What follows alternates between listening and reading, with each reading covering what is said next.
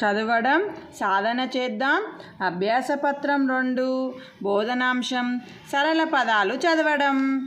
ధారాళంగా చదవడం, అర్థం చేసుకోవడం. కింది పదాలను చదవండి. వర్ణమాల చార్టులో పదాలలో ఉన్న అక్షరాలను సున్నా చుట్టండి. ఇక్కడ మనకి కొన్ని పదాలు ఇచ్చిండు, పక్కన వర్ణమాల ఇచ్చిండు. ఈ అక్షరాలను వర్ణమాలలో మనం గుర్తించి సున్నా చుట్టాలి. ఫస్ట్ పదం చూడండి, లవంగం.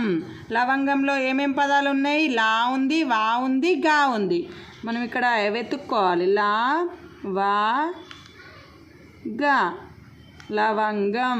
నెక్స్ట్ కంకణం. కా, కా, అన. కంకణం 2 సార్లు కా వచ్చింది కాబట్టి మనకి 2 కాళ్ళు లేవుగా, ఒకటే కా ఉంది కాబట్టి ఒకసారి సరిపోయిద్ది. కంకణం. అన ఎక్కడుంది? ఇక్కడ అన. తర్వాత కలశం. కలశం కాకి ఆల్రెడీ చుట్టేసినాం మనం, లాకి ఆల్రెడీ చుట్టేసినాం. నెక్స్ట్ షేకి చుట్టాలి. కలశం. నెక్స్ట్ చలం. చలం. చలం.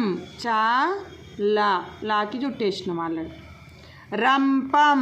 రంపం. రంపం పా ఎక్కడుంది? రంపం.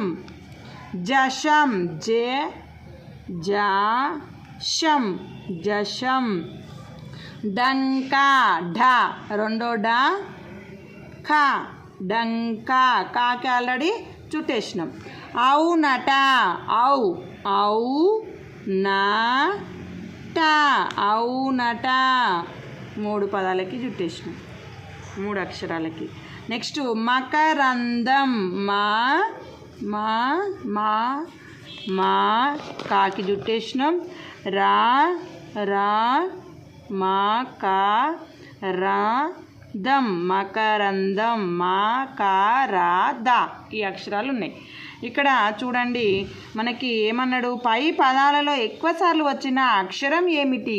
ఎక్కువసార్లు ఏమొచ్చింది చూడండి, కా వచ్చినట్టుంది.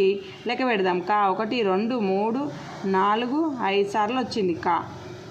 లా ఎన్నిసార్లు వచ్చింది? 1 2 3 సార్లు వచ్చింది. అయితే మనకి పై పదాల్లో ఎక్కువసార్లు వచ్చిన అక్షరం ఏంటిది? కా. ఓకేనా? నెక్స్ట్ ఆలోచించి సొంతంగా రాయడం స్వీయ రచన. కింది బొమ్మలకు పేర్లు రాయండి. కింది బొమ్మలకి మనం పేర్లు రాయాలి. ఇక్కడ ఏమేం బొమ్మలు ఇచ్చాడు? ఇదేంటిది? మంచం. ఇది శంఖం. ఇది పడవ. ఇది